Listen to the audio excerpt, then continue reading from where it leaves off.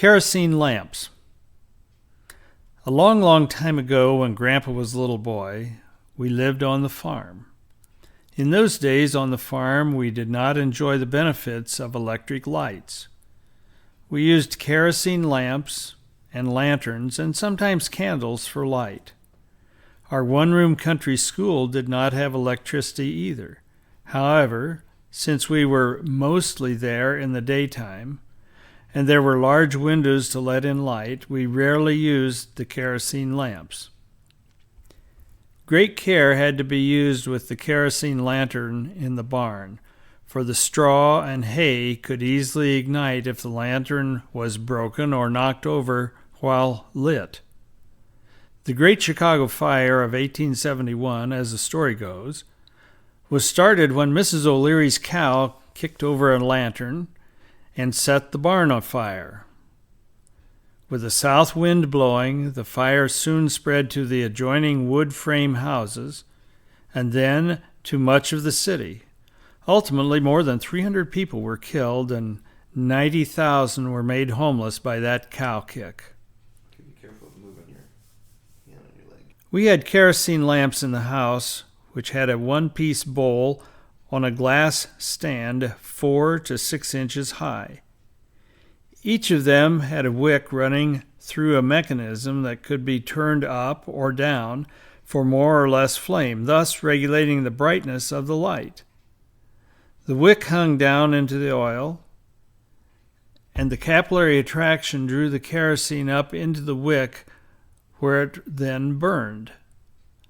The lamp had a chimney-type glass, which helped to protect the flame from drafts and spread out the light. The lamp would be set on the table if we were eating or reading.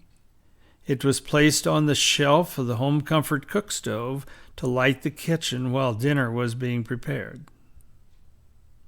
We got colds and stuffy noses in those winter days, just like you do today.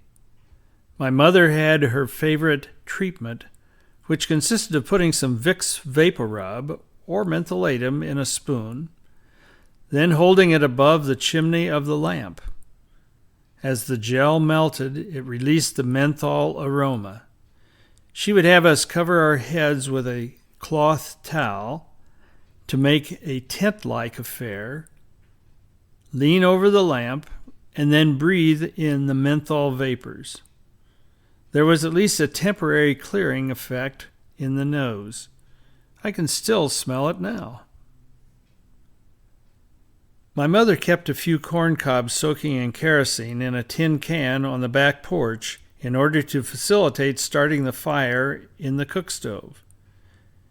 She would then cook breakfast, bake some biscuits, and heat water with a half bushel of corn cobs.